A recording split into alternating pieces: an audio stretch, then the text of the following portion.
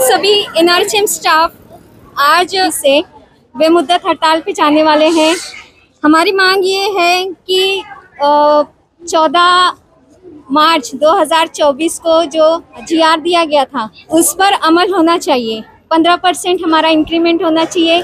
EPF और insurance ये भी होना चाहिए। इस पर जल्द से जल्द अमल किया जाए। पर हमारी हड़ताल में इमरजेंसी सर्विसेज अफेक्ट नहीं होगी, इमरजेंसी सर्विसेज चालू रहेगी। सिर्फ जो ओपीडी बेसिस है और दूसरी जो सर्विसेज है वो सिर्फ बंद की गई है। और सरकार से ये हमारा निवेदन है कि जल्द से जल्द हमारी मांग को स्वीकार किया जाए। आम्ही एनआरएचएम कर्मचारी मालेगाव सिव्हिल हॉस्पिटल इथे कार्यरत असून गेली अनेक वर्षापासून आम्ही मालेगाव सिव्हिल हॉस्पिटलमध्ये महाराष्ट्र कर्मचारी म्हणून सेवा देत आहोत। पण तरी देखील आमच्याला आत्तापर्यंत कायमस्वरूपी केलं गेलं नाहीये आणि समायोजन व्हावं ही आमची मेन बाब आहे।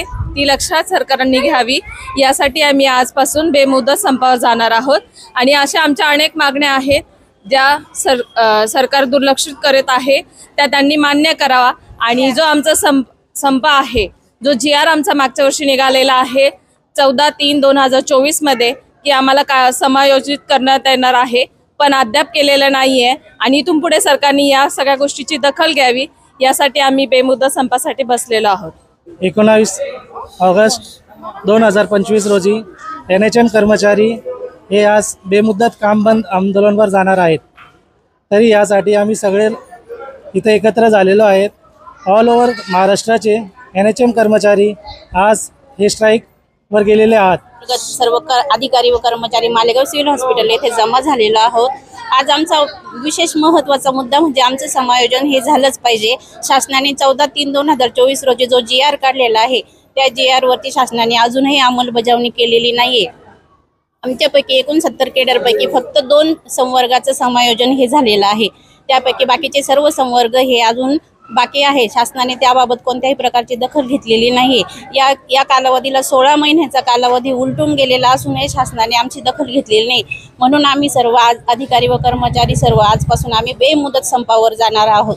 याच्यासाठी आमच्या काही मागण्या आहेत, जसे की 10 वर्ष वरील कर्मचाऱ्यांना व 10 वर्ष आतील कर्मचाऱ्यांना जे 15,500 पुढचं वेतन आहे त्या कर्मचाऱ्यांना ईपीएफ लागू झाला पाहिजे, इन्शुरन्स विमा लागू झाला पाहिजे, अपघात विमा लागू झाला पाहिजे त्या कर्मचाऱ्यांना।